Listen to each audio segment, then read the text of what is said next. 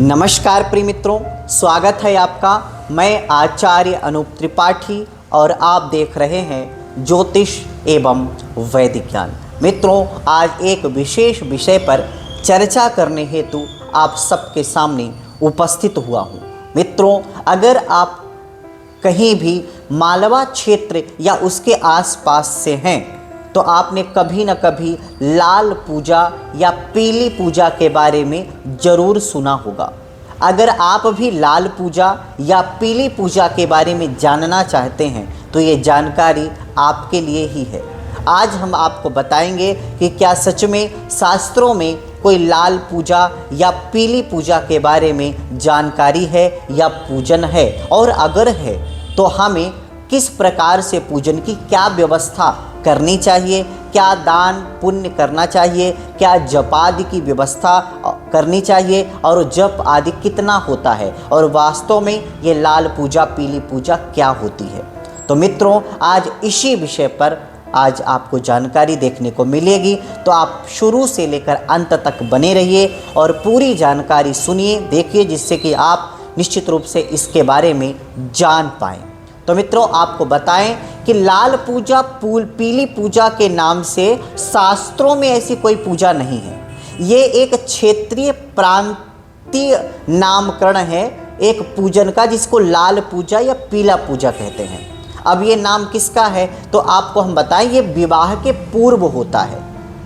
जब कभी किसी वर या वधू की राशि से सूर्य या गुरु एक निश्चित स्थान पर होता है और उस स्थान पे नहीं होना चाहिए, तब शास्त्रों ने आज्ञा दी है कि अगर उस स्थान पे है और आप शादी करना चाहते ही हैं, तब आप क्या क्या उपाय करें।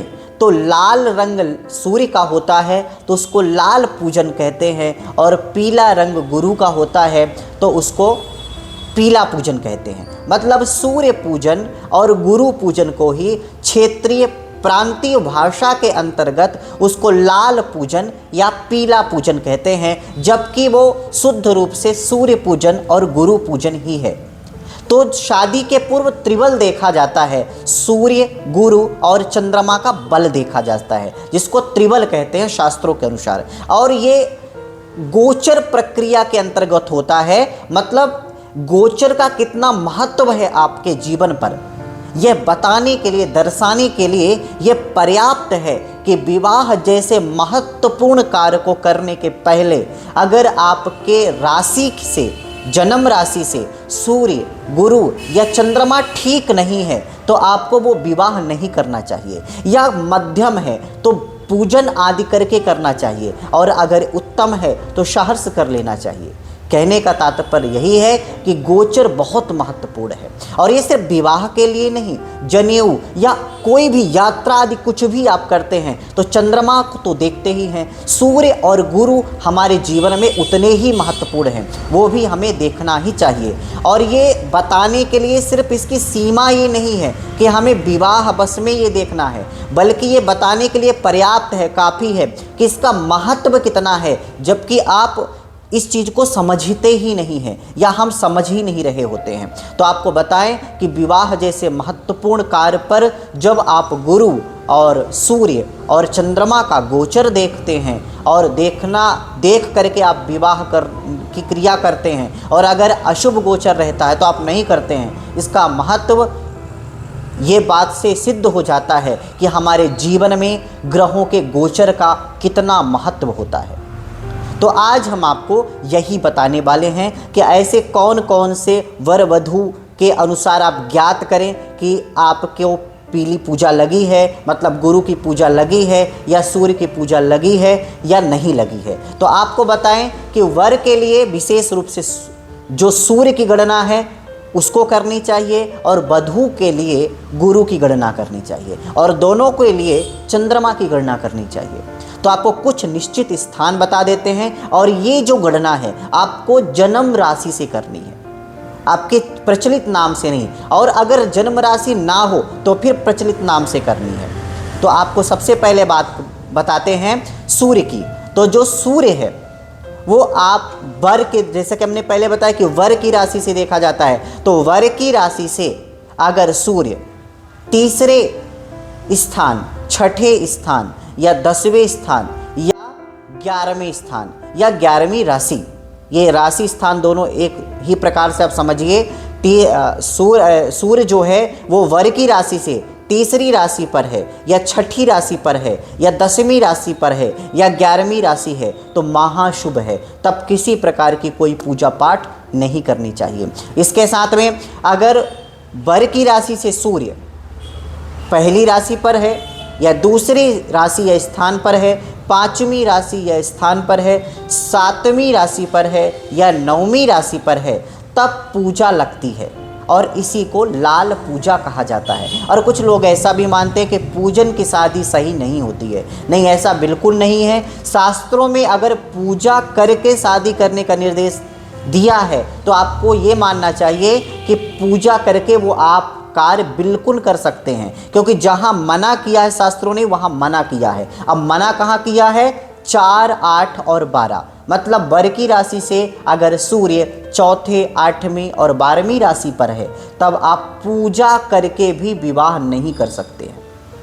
ये महत्वपूर्ण बात है। वैसे ही गुरु, मतलब कन्या के लिए गुरु का विचार होता है, तो कन्या की राशि से अगर गुरु दूसरे, 5वें, 7वें, 9वें और 11वीं राशि पर है तो समझिए कि सर्वोत्तम है। ना तो आपको पूजा पाठ करना है ना कुछ करना है, सहर्ष पूर्वक आपको गुरु अच्छी स्थान पे होने के कारण आपको विवाह करना है। अब अगर वर की राशि से गुरु पहली राशि पर, तीसरी राशि पर, छठी राशि पर या 11वीं राशि पर है तो आपको अब पीली पूजा लग गई, मतलब गुरु की पूजा लग गई। तो अब आपको गुरु का उपाय करना है, गुरु का पूजन करना है, तब ही आप विवाह कर सकते हैं। और वहीं 4, 8 और 12वीं राशि पर है कन्या की राशि से गुरु, तो फिर आप पूजन करके भी विवाह नहीं कर सकते हैं। अब दोनों के लिए चंद्रमा देखा जाता है, तो चंद्रमा जो है वो शुभ जो है, सबसे पहले वो बता देते हैं। तो 3, 6, 7, 10 और 11वीं राशि पर वर और कन्या दोनों की राशि से शुभ है। पहली, दूसरी, 5वीं और 9वीं राशि पर चंद्रमा पूजन का होता है और चौथी, 8वीं, 12वीं राशि पर चंद्रमा अशुभ होता है। अब यहाँ जो पूजन वाला है उसमें कुछ विद्वानों में मतभेद है। कुछ लोग मानते हैं कि चंद्रमा हमेशा शुभ होता है या तो अशुभ होता है, वो पूजा की स्थिति में नहीं आता है। और कुछ शास्त्रों और विद्वानों का मत है कि पहली, दूसरी, 5वीं और 9वीं राशि पर अगर चंद्रमा है तो पूजा करके ही विवाह करना सही रहता है, ठीक रहता है। तो आप अपने अनुसार इसका निर्णय लें कि आप क्या मानते हैं, क्या समझते हैं। तो हमने आपको सूर्य का, चंद्र का और गुरु का, तीनों का ही हमने विश्लेषण बता दिया। अब हम आपको बताते हैं कि अगर आपको सूर्य पूजन, गुरु पूजन लगता है, मतलब लाल पूजन या पीला पूजन लगा है, तब आपको क्या क्या करना चाहिए और क्या क्या आप कर सकते हैं। तो अगर सूर्य पूजन आपको करना है, आपके लड़का, भाई या आपके पुत्र आदि को जो भी वर है उसके लिए अगर लाल पूजन या सूर्य पूजन लगा हुआ है तो आपको कम से कम 7000 वार सूर्य का जप कराना चाहिए, करना चाहिए। चतुर्गुणा भी श्रेष्ठ है, लेकिन कम से कम 7000 बार तो कराना ही चाहिए। और सूर्य का जप के साथ में आपको गुड़ का, गेहूं का, लाल कपड़े का, सोना, तांबा, केसर, इलायची, लाल चंदन और सूर्य यंत्र का पूजन, ये सब विधि विधान से दान, जप और यंत्र का पूजन करना चाहिए, जिससे कि आपका सूर्य सुधर जाए और आप विवाह योग्य हो जाएं। इसके बाद में अब बात करते हैं गुरु की। तो अगर कन्या की, आपकी पुत्री, बहन या जो भी कन्या है उसके राशि से अगर गुरु पूजा योग्य बन रहा है, पीली पूजा उसको लग रही है, तो आपको 19,000 बार कम से कम ग्राम ग्रीम ग्रौम सह गुरवे नमः इस मंत्र का आप जाप कर सकते हैं। गुरु का कोई भी मंत्र आप ले सकते हैं, लेकिन हमने आपको उदाहरणार्थ बता दिया। सूर्य का जो मंत्र है ह्राम ह्रीम ह्रौम सा सूर्याय नमः, और गुरु का ग्राम ग्रीम ग्रौम सह गुरवे नमः, इसको कम से कम 19,000 बार जाप करें या कराएं ही। और जो दान है वो हल्दी, पीला कपड़ा, घी, चने की दाल, शक्कर, केला, सोना, शहद, नमक और गुरु यंत्र का पूजन ये आप कर सकते हैं गुरु की शांति के लिए, मतलब पीले पूजन के लिए। वहीं अगर चंद्रमा का पूजन आपको करना है तब आप श्राम श्रीम श्रौम सह चंद्रमसे नमः इस मंत्र का जाप आपको कम से कम 11,000 बार जरूर करना चाहिए। और सफ़ेद चावल, कपूर, सफ़ेद कपड़ा, चांदी, दही, मोती, शंख, मिश्री, घड़ा, स्फटिक और इसके साथ में चंद्र यंत्र का पूजन। तो ये जो दान सामग्री है दान करना है, यंत्र का पूजन करना है और मंत्र का जाप कराना है।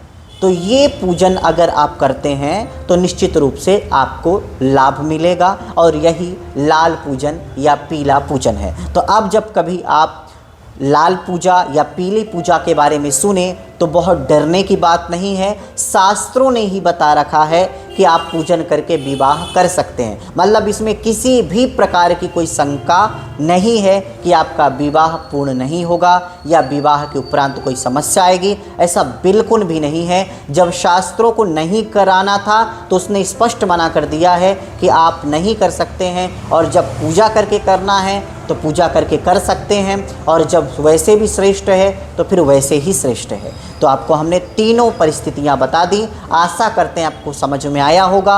अगर समझ में नहीं आया है तो आप सीधे संपर्क करके हमसे पूछ सकते हैं। अगर आपने अभी तक हमारे चैनल को सब्सक्राइब नहीं किया है तो सब्सक्राइब ज़रूर कर लें, और जानकारी अच्छी लगी हो तो लाइक और शेयर करना बिल्कुल भी ना भूलें। तो चलिए फिर मिलते हैं आपसे फिर एक नई जानकारी के साथ। तब तक के लिए नमस्कार।